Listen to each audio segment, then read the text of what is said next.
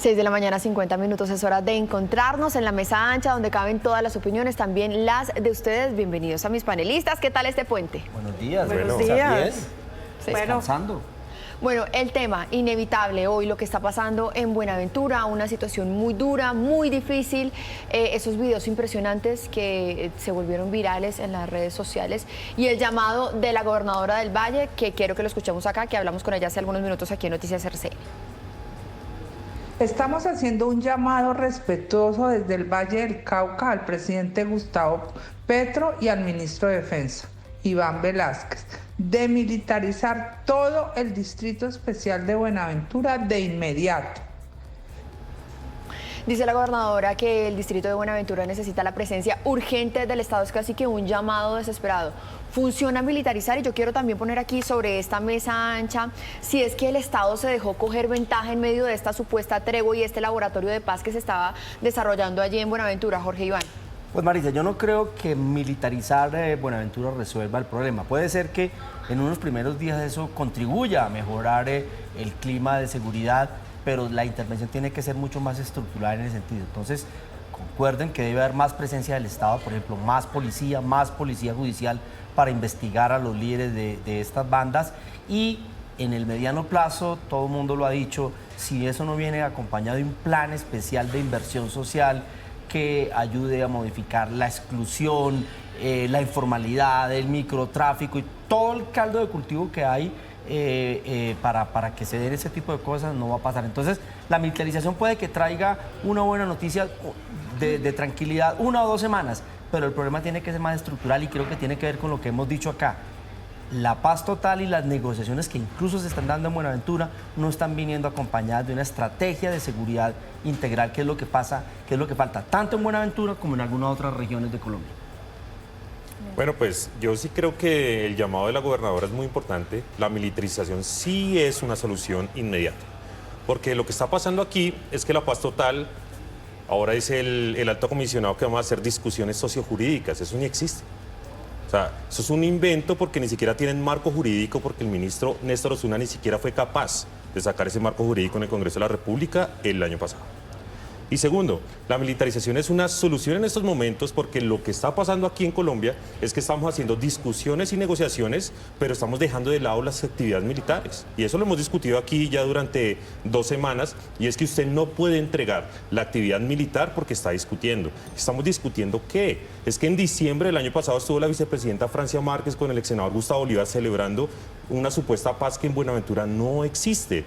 Y lo que hay es un abandono estatal, claro, histórico, pero de este gobierno hay un abandono en seguridad, hay un abandono en presencia del Estado, y hoy yo creo que el llamado de la gobernadora es realmente importante. Daniel, pero ¿qué entendemos por militarización? Yo tengo una pregunta. Pues militarizar es simplemente que usted llame como tal a las tropas del Ejército Nacional y ellos comiencen a ocupar espacios que la policía no está pudiendo Daniel, ocupar. pero ¿de qué sirve una solución, listo, que sea inmediata, pero en 2 semanas vamos a volver a tener enfrentamientos de los diferentes grupos armados en Buenaventura y la población va a estar viviendo la misma cosa, ¿no?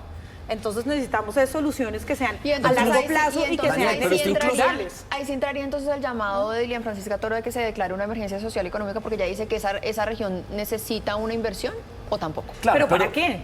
No, la pregunta es listo. Se llama una emergencia, pero ¿para qué usted la llegaría emergencia? hasta un punto en que se nombre entonces un gobernador militar, como se hizo en un momento determinado en Una Arauca. cosa es militarizar y otra cosa es cambiar las autoridades políticas y administrativas por militares. Son cosas distintas. Una cosa es pedir el apoyo del ejército para que ellos le presten un servicio a la policía que se está quedando corta, pero además, un mensaje para la doctora Dilian Francisca Toro. Si hoy Buenaventura y el Valle del Cauca necesita una emergencia social y económica, es un cambio en la política. Porque es que ella es responsable, el grupo de Dilian Francisca Toro, la gobernadora actual también son responsables de lo que socialmente pasa allá. Llevan gobernando ¿cuántos años? Ahora hay una cosa, Marisa, pensando en lo que conversamos la semana pasada de la presencia del presidente Petro en La Guaira, y aquí lo dijimos, yo creo que se necesitan unos planes especiales en algunas regiones de Colombia. Uno es La Guaira, uno es Buenaventura, Tumaco, y se podrían identificar otras 2 regiones donde esté muy deteriorada la seguridad, pero también muy deteriorado el clima social, donde se necesita una intervención especial del Estado. Que en el caso de Buenaventura puede empezar por reforzar los temas de seguridad, con presencia de mayor fuerza pública. Yo preferiría que fuera más policía que se diera. Pero la solución a mediano plazo pasa por más inversión social, por más gobernabilidad, por más recursos en las regiones. Y en ese sentido, una declaratoria de emergencia podría ayudar con nuevos recursos. Para cerrar este tema y pasar a otro que también ha sido muy discutido este fin de semana, quiero hablar de este comunicado de paz del comisionado, en donde dice: ustedes no están solos, estamos a su lado. Parece casi como una declaración de la Iglesia Católica, y dice: desde hace una semana estamos en Buenaventura de manera permanente. Es decir, todo esto está pasando con la presencia del Estado allí, del comisionado de paz, Juanito. Pues al parecer lo que ha pasado es que el comisionado ha estado ahí y que han intentado llevar a cabo una mesa de diálogo y de negociaciones entre los diferentes grupos, ¿no? Para poder solucionar esta urgencia en la que tienen que parar los enfrentamientos. Claramente se les desbordó todo. Claramente esta estrategia no está saliendo como debería salir y no está solucionando esto que es urgente, ¿no? Pero eso es más o menos preguntas. Eso es más o menos normal. Cuando un Estado abre espacios de negociación con grupos armados ilegales, ellos tratan de mostrar su fortaleza para poder llegar más fortalecidos a la mesa de negociaciones.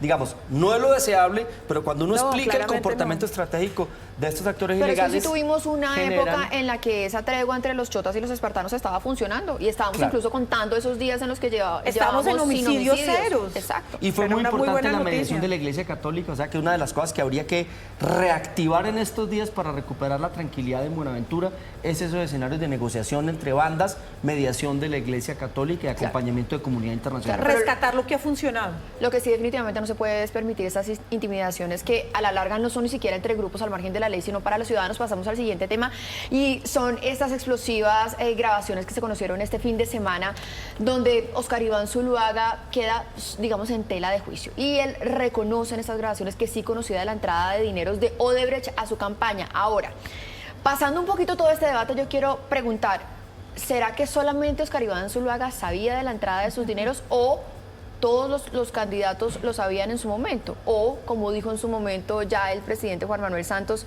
él sí se acabó de enterar. Bueno, yo en realidad es un capítulo muy triste para el país. Tanto en el 2014 los que votaron por Santos y los que votaron por Óscar Iván Zuluaga estaban votando realmente por Odebrecht en Colombia.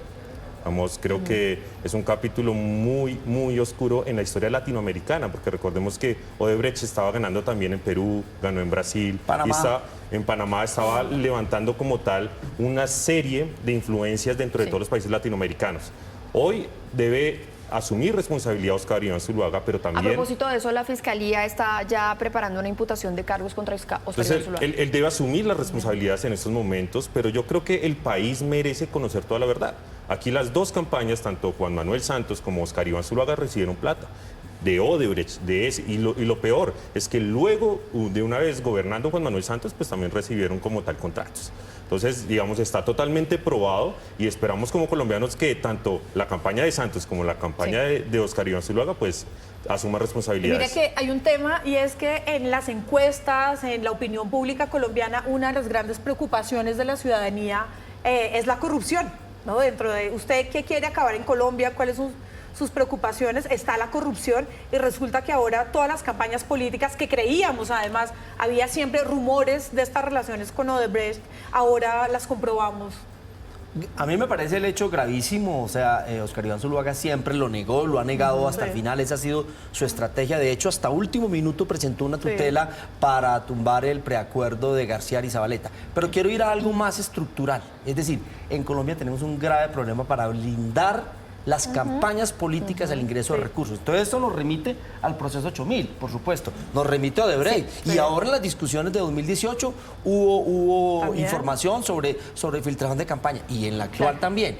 Entonces tenemos que tenemos que ir a un problema más estructural, con algo que es muy grave. Y es que todo eso termina en responsabilidades individuales. Entonces, por ejemplo, en la campaña de Santos ya hay una persona sancionada, que es Prieto. ¿Sí? Seguramente Oscar Iván Zuluaga y su hijo van a terminar Tendrán que sancionados responder penalmente. también. Pero eso no tiene ningún impacto en la legitimidad de la elección. Es cierto. Sí, la Exacto. persona queda, la campaña es exitosa, sale elegido y no hay... Necesitamos que todos los audios se revelen. Claro, También tenemos que aquí los de buscar un Benedetti, ¿no? mecanismo institucional para enfrentar la legitimidad de las campañas cuando vienen Eso es con cierto. recursos. Jorge Iván, se nos acabó el tiempo en este bloque y para no irnos tan lejos ya cerrar, irnos tan lejos y cerrar esto, ahí estábamos hablando del pago de Odebrecht a un asesor, ¿no? Que nunca fue reportado en las cuentas de campaña. Aquí también tenemos, en el caso del actual presidente Gustavo Petro, el pago a Anthony Guterres Rubí, que tampoco está registrado en las cuentas de campaña. Para no irnos tan lejos, se nos acabó el tiempo. Más adelante volvemos con la mesa ancha. 7 de la mañana, 12 minutos. A esta hora vamos a ir con nuestra mesa ancha y a esta hora nos vamos a tomar un espacio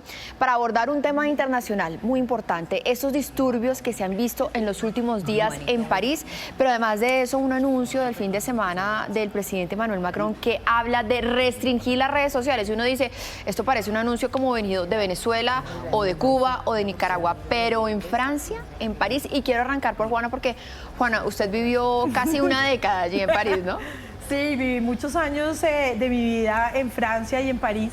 Y bueno, este es un momento que nos hace también pensar mucho en lo que pasó en el 2005, que hubo este tipo de manifestaciones masivas en Francia y en las afueras de París en este momento, principalmente, en la que la discusión del presidente Macron y de las autoridades francesas se ha centrado en hablar y tratar de entender el perfil de los jóvenes que están saliendo a manifestarse, ¿no? Entonces dicen que son jóvenes hiperconectados, que son jóvenes que están hiperalterados, ¿no? Utilizan estos términos, además, dicen que son muy difíciles de entender. Entonces esta decisión que toma el presidente de decir vamos a bloquear internet en ciertos horarios, en ciertos barrios, en ciertos lugares, para que la hiperconexión no tenga lugar, no se puedan comunicar y no puedan organizar estas manifestaciones y estas salidas, ¿no? También es importante decir que en Francia, digamos que los números de homicidios por parte de la policía a ciudadanos son mínimos, ¿no? Claro. Y que en el último año han sido, pues, pasar de 0 a pasar a 3, a 6, a 9. En Francia sí tiene un impacto muy grande, como si pasara, digamos, en Alemania o en Inglaterra, que este tipo de cosas no suelen suceder y no están permitidas tampoco por la opinión pública y por la gente, no son respaldadas.